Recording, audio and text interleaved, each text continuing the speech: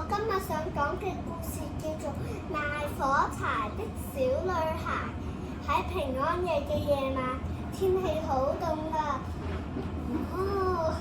好大風，又落緊雪添，街上面一個人都冇。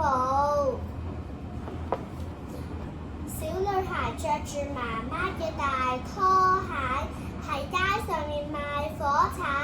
有冇人賣火柴呀？有冇人賣火柴呀？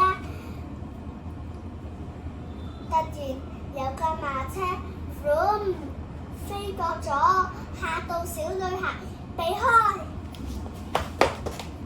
佢仲唔小心甩咗媽媽嘅大拖鞋，佢就冇辦法，就唯有赤腳就咁行路。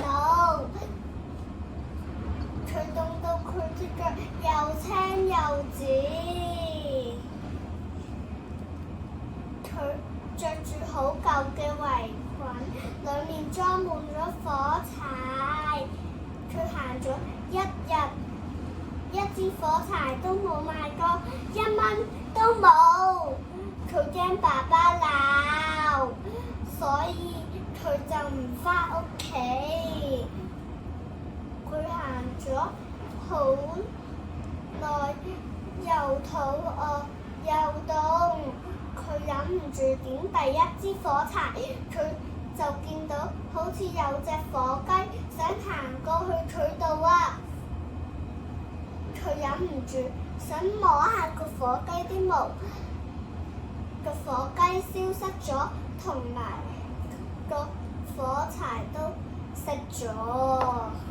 佢忍唔住又點第二支火柴，佢今次就見到有個聖誕樹同埋好美味嘅糖果。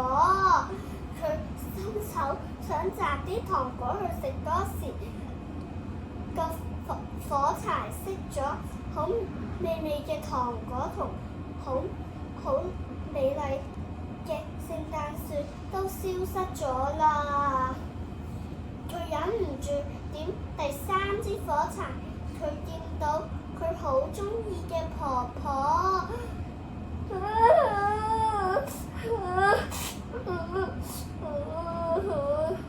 就話：婆婆，我好掛住你啊！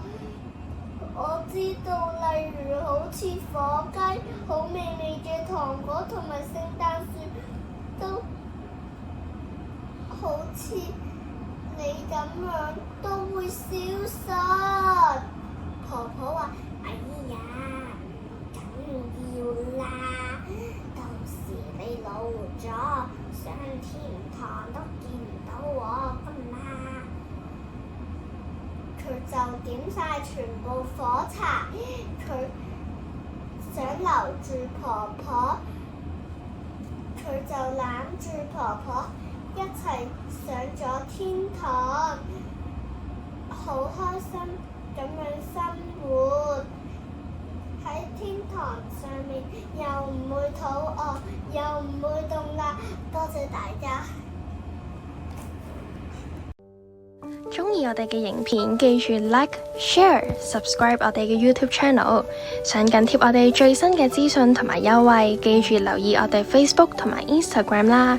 如果有興趣或者想了解更多嘅小朋友，快啲嚟搵我哋啦！我哋下條片再見，拜拜。